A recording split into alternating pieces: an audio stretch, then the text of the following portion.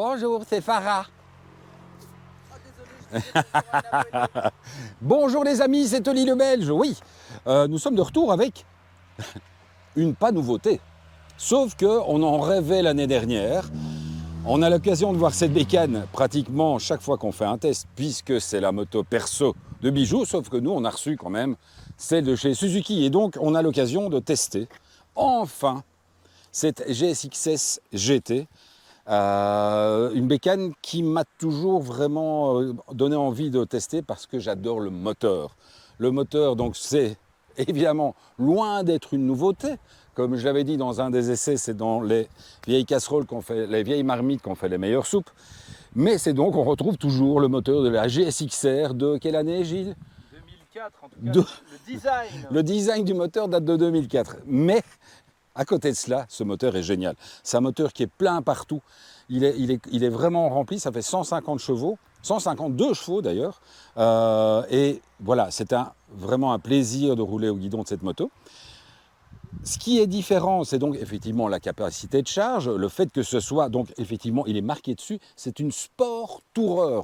Donc c'est devenu quelque chose qu'on retrouve beaucoup moins sur le marché.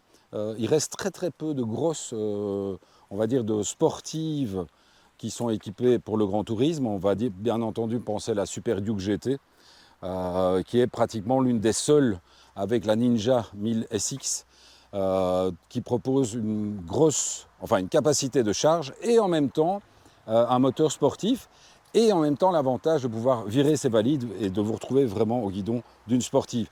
Très beau tableau de bord, très grand. Évidemment paramétrable, Gilles m'a fait une démo tout à l'heure. Donc vous voyez principalement ici, on a juste là au-dessus le mode de moteur, donc A, B ou C. On a pratiquement tout le temps roulé en B. Sarah également, puisque Sarah a également roulé avec cette GSX. Pourquoi? Parce que le modèle A, c'est le modèle un peu sportif. Donc le moteur a un peu tendance enfin, il est très vif. Et c'est vrai qu'en mode B, vous avez toute la puissance. Vous avez en plus cet avantage d'avoir le moteur qui est rempli partout et qui est beaucoup plus souple à bas régime. 4 niveaux de traction control. 5 niveaux de traction control. Plus le fait de le désactiver. Plus, donc ça fait 5 plus rien. donc Quick Shifter qui fonctionne extrêmement bien.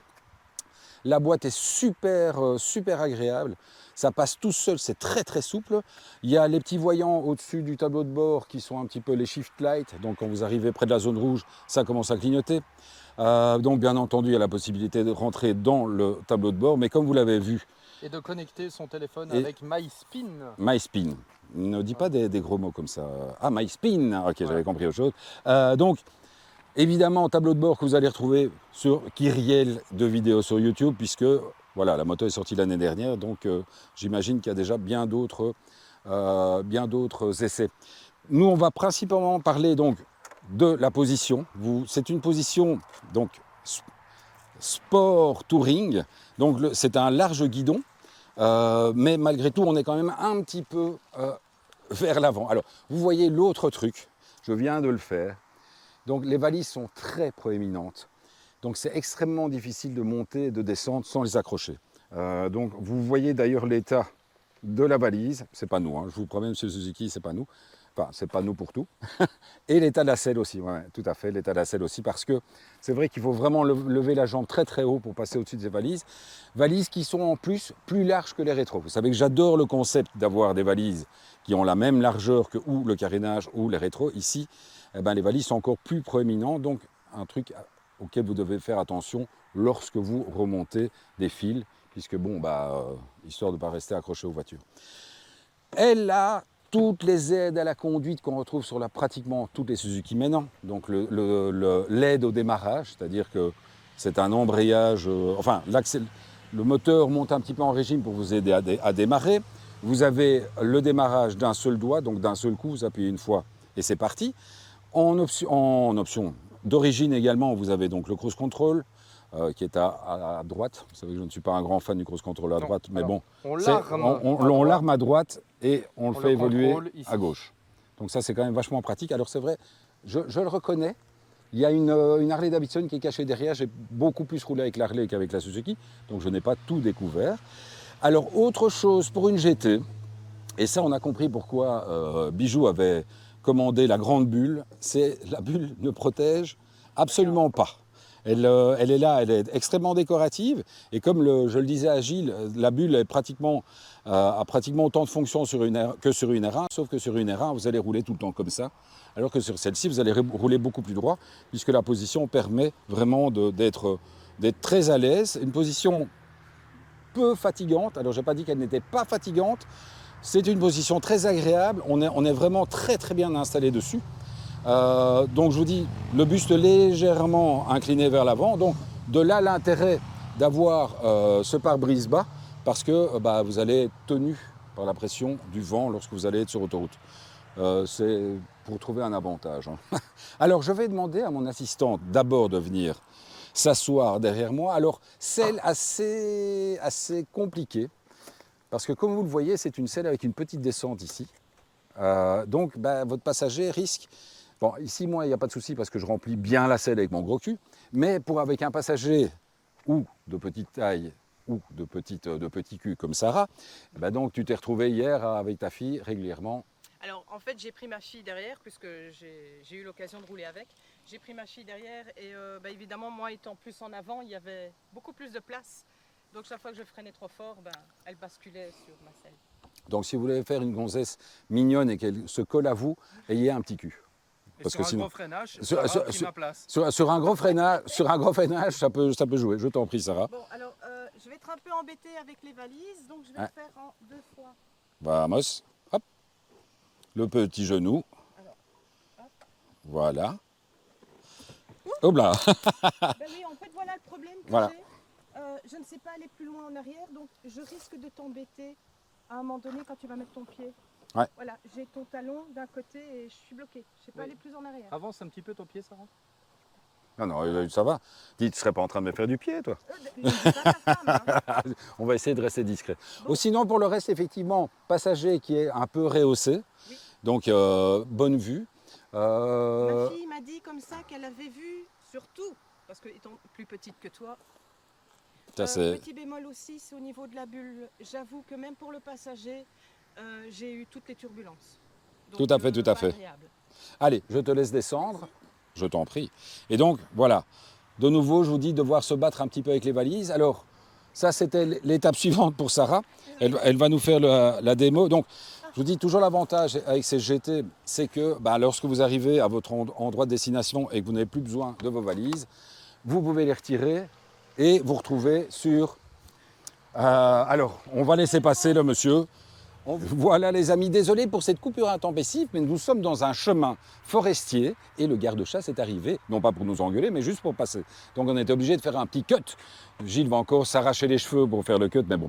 Alors donc 10 minutes de vidéo. On fait vite pour la suite. Donc Sarah va nous faire une démo, elle est formidable. Elle va se couper en deux, nous allons chercher une scie et non, je déconne. Voilà, tac, démo pour retirer la baloche. Alors c'est un petit peu... Non, c'est finalement assez facile. Disons que le gros avantage, c'est que voilà, vous redécouvrez une moto avec une ligne beaucoup plus légère. Et c'est vrai qu'une fois que vous êtes sur votre lieu de villégiature, vous avez l'occasion de retirer vos valises, vous retrouvez vraiment une très chouette moto, très chouette sportive. Allez, assez parlé, on va aller rouler maintenant. T'as oublié de dire une chose. Dis-moi. Quand la moto est inclinée, c'est compliqué de charger une valise. Ouais, tout à fait. Et là, justement, démo avec... Non, ça, c'est pas du tout dedans. Et donc effectivement, c'est ça, on va dire, c'est un petit peu le souci sur cette moto, c'est qu'on n'a pas l'occasion d'y mettre une béquille centrale. Et c'est vrai elle aiderait vraiment lorsqu'on doit mettre des valises, parce que c'est quand même pratique. Et puis pour graisser la chaîne, etc., c'est quand même très très pratique. Bon allez, on se retrouve sur la route les amis. Ciao. T'as le hockey, dis-toi. Faut arrêter de picoler, hein, c'est long d'être chieux. Allez, ciao. Allez, fais ta manœuvre. Manœuvre. Tit. Donc alors pour les esprits chagrins, je vais juste déplacer la moto et je ne vais pas rouler en t-shirt sans... Tu vas faire une démo sur le demi-tour, non? Voilà le demi-tour, regarde. Hop.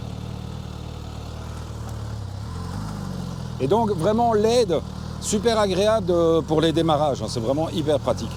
Bon, rayon de braquage, pas dingue.